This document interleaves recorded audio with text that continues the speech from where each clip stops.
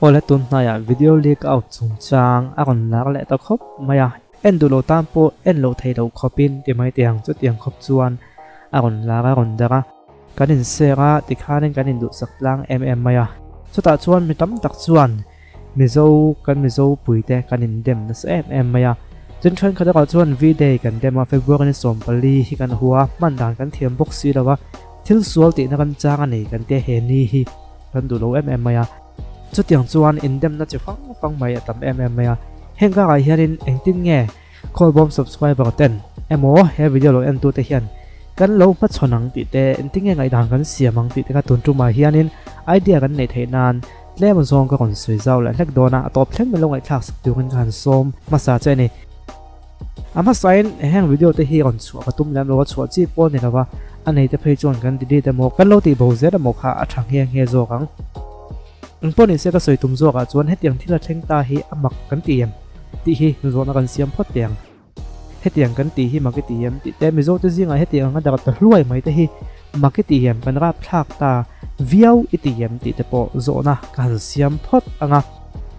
chuta chuan ke mai na ka chana chung ke chuan mak ka ti fan lawa chu tiang na khan pa ta ke min surprise khan pa lem lo ni ti hi ka chana ni eng wange kan soi fianga ti chuan in kan tu soi chu kan ti top mai do ni abikin YouTube ko siam atong hianin ka khachiang le zole maya ke ma hian mizo te hi Christian ram kanin ti na hianin lemmin chan tiang na se maya kanin ti fela kan film khura kanin ti fela te chu kan lana de umai thei mi pat mai chiat na lampang thil de ulek kai noi zero tiang na te pon ta se kan han soi lekin yang chuno pang en him lo yang chuno pang jinga soi chi ani lo ti te din skula te nia mo biakin ate pon yang no pangai thak ta na him lo te hi kan thiang na se maya tun ma te kha chuanin a that te po a tha ang ama ko chu tun nuwa chuan kan khovel hi en tai la khovel pangle lama thil thleng kan khriat vek thei ton hun kan chen awangin le tun lai lockdown a pe chon lo thei lovin no pangjok ten phone an nei ro nga ya an nei ro point nu le pa te phone an ma ni ta ang mai tun ma ai khan khoi the na chance an nei tha chuan lama thabok si online class an kalnan alo ngai bok den chu chuan nge ken tel kan ti chuan an mani account ni lovin an nu le pa te account mangin an nu le pa te phone tagin an du an dut kwalin an enthaya WhatsApp group an siama ti khan WhatsApp lampang nu le pa ten an kha thiam ve ti kha thiam pha ho chuan IG lama te Facebook lama te ti khan an pain group an siam le ti hian an om khom tel tela chu nang le ke chuan en thil mak pon ni lawa kan kha thiam ve kan ni kha te ro ama ko nu le patam tak chuan chu an kha to lem lo ni chunga te chuan engen soi thina enge anin thon thina engen en thrin ti chu soi vek po angai om lo ve ke na ga kon soi tum zo ko chu tunlai no pang thalai kon ni chho mek te hi han ngai to ta la no pang atang thalai kon ni chawang ai zong on fret chu hian mi pat me chiat na lam pang he tiang lam pang phu na ti sa chang na lam pang hi khap chi pon ni lo me khring an ni chuan thil kon thil lo om tu ani ti kha tu point kan pom ka ringa ama ko chu tak chu zio tiang na kanin pine lo maya ke na ka te khen ba me chu nu le pa tan fa tan he na chem pui man dan tur le a hlo om dan le a hlo om lo dan te khil du mi chuang si lo ama ko chu an ban pha ka le du an khoi pha ka chem pui da kan box si nen hian ka khai khin dewa me pat me chiat na lam pang hoi in zio tiang na te tin in ngai zon na lam pang in zio tiang na te hi kan fa ta le kan tu ten hena hian han soi le han khoi le hi kan khoi tlang puya tin mi nan lo suya an lo khil poin kan du vak lo thrin tam tak chuan alap ma lo tuk heng an ni nan khriat ngai lo an khriat al hun lo ti ngai dan an nei thina ama ko chu ke ne na kan khil lo hian du to kin engkim hi an mu to ni ti hi kan khriat ngai ni tuna video le ka tam taka po hian in ngai dan pakhat o ma chuan adik khek lo me theya tianga en le thei tu nga han la ka kha phone ve han ka wa ha poi ti na an nei ram lo ti alanga achan chu he tiang hian da hu kang ti an ring pik lo wang te po nenga a eng po chu ta se tun lai khovela chuan Korean film atangin in ngai zon dan an zio chowa film a hen kan khriat tu chu thil rang hi nom mel de nan lan tira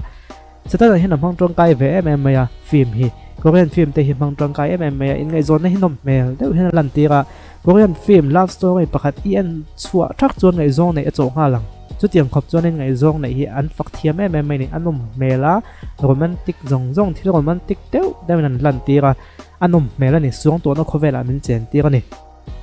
ti chuan chumi hi rong ta chuan a cham thei lawa in ngai zon na chuan kan khoi ve ka tong to kan ni an next step om zera ni helai hen du tok to ngo ti chin om thei lo ni atran tel chuan kutin von vel ka in thla kutin von tek chuai nuwa du tok tuang ti om thei do kutin von zo chuan in kwa alo an pakaya in kwa ne chuan in fo te lo pakaya in fo ne chuan tak seng khoi sak ti khan akal chho zela in zir tir nan don ma ha win khaminom mel lutuk tak mai lo mu thina kha an stage mil zel khan social media ne mo youtube pa ne mo internet lama en chho tu rom zel ani info ringot velan boi pui lai kha chuan khatiang ang level stage vel kha en tur tam tak oma next step an han kal chi khan khatiang lam pang tho en tur kha tam em ni kan khriat tur chu kan soi tong han internet a te le social media te hian mi pat mai chian lam pang hinom mel takin an kan tir zel ani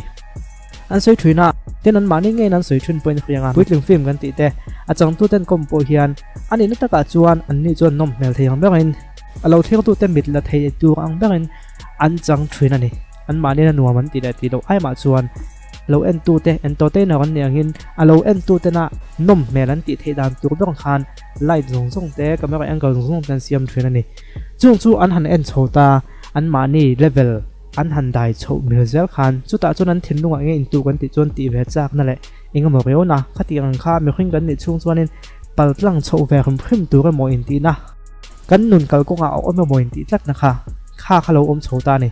chu lela ma ziu tir na kan in pehne to si lawa chu wang chuanin khatiang an han che sual video wa anin ka var vela po kha poi ti na engma a om to lo ni kan tiang e che sual po kha poi ti na om to lo kha poi to ba nak line video han ka var len ti vel po kha a poi thei ni mual pho no a theng thei ni ti zong po khema se an thin lunga khai chuan tun ma tonga korean film ka soi chiat na ang te pon angai thei mai thea eng po chun ni second soi topic nen hen in mira wangin ka sei lo thei dawa korean film an lo en chan tir te a in ngai zon nom mel tak le bial pa nei ve chak om dewa an thin lunga in tu chho kal zela kha ti khan akal chho zela a to pa chuanin hetiang hilo thleng ta ni video lo thena wangin kan thlai te an in zoom lo to thut emo an in thadul to thut an chuang lova tun ma tanga en tiang nan korean film kan soi lak lua kan soi chun zom zel menga an korean film en masak bera in ngai zon na nom mel dewa an mu kha an thin lunga in ngai zon na nom mel dewa in tua kha zio tir na le in ngai zon na dik tak zok le thiang hlim zio tir na kan pek ne zero wangin khaminom mel deu an voi khat en na an mu na an thin lunga in tu kal chho zela kha a in siam chho zela to pa chuanin mi pat mai chiat na ponom mel deu le in ngai zong te in ka in lei chin na ting het tu anga ngai na khalo om ta ni chu khoi tang ngen nei thei kan ti chuan an thil en atang lan thil mu tang ni chumi chu ani lo zia le thil ni na dik tak zok le thil thwa le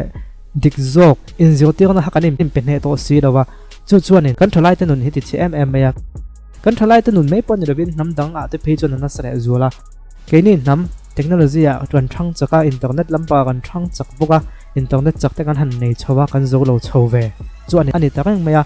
chu wang chuan dik taka soi chuan a lera thuai to le ngai zong te nena kholaya yang dunwa ngam to hi chuanin kan tlai to emoni chu o ti thei yo khopin kan tlai to ni chu ai chuan no pangin emot lei rolin korean film love story mu nom te taka khathiam taka a en ve thiam atang chi khan in ngai zon na kal phung la in ngai zon na dik tak in ngai zon nom mel deu anga an khriat le mi pat mai chian na lampang hoya kha nom mel riau le engamo riau nun ruak lo khatria wa an khriat na khamiron om chho tu ha kan lo ven tran angai der to ni chu ngai zong an neya du an len kwal thei to tu an nilovin ngai zong an nei ma hovin in ngai zon na tv vela an han khathiam chho tana khalaya an thin lunga in ngai zon na to ruak in tu dan tu dik lo in tu chho mek tu ha lo ven pui hi kan mamo chu wang chun het mi konga hianin azonga mangjong po kan than harangai le ga khria chu lo bo chu point dang alo omang ama ko chu mi point big stun tu ma hen ka ve ema wang ka kon soi ni ang pon ise kan chu soi kha anoi view mai theya kan soi tum ber po fi lo mai theya comment lama enge ingai dan lo soi ve lo ni o chung le apon chei ti te ceiling protection ti te le light fit dan chu khang te le kotla yang te in chung khu te le a ka tiang zong design om sa polo ni ta se la om lo pon ni ta se ti ve du wa ko mai tu hello mai mel khla ten pan lok the box si lo mo kha tiang khalo ni chuan a kan enterprise phone la khoi mun apo omola hanin biaula an lo pan chil the cheu ni yang mo ha san la ko khol na bik te o mani do phei chuan an ron kal chunga wem me ang zong te ko khanang zong te hol han chei ti te biak in chei kha tiang zong zong kha ol sam lu tokin va phone la an ni chuan in du danang kha a sa ni pon kha bi sa zu zu kha na ti thaya tin an mani hian engineer khan pa vil tu te pon nei ve thawa chu wang chu eng ma thina ka sam lova chu tiang ang boy na in leya han ko me tu kha box zero ni chuan phone number an phone ve thuai phot mai la a ret lam pang po an fel me ta khia thiam na te pon nga discount le ti te po inom na huna zirin ti thana om ve kang zong zong zong chu kha to chuan in hanin pia ka kan te phot hangai ta ne chu wang chuan community hall ani mo biak in ani mo mi mal in ani mo ka tiang ang chi kha in nei chuan phone number jo chin chia taula a men enterprise ania tunai ma molo ne pon nakin era mo takin tina number te han save tala nakina a mo tak te hne na po hemi te hian an te sin han phone sin te han ti mai khalo al som zor do ani o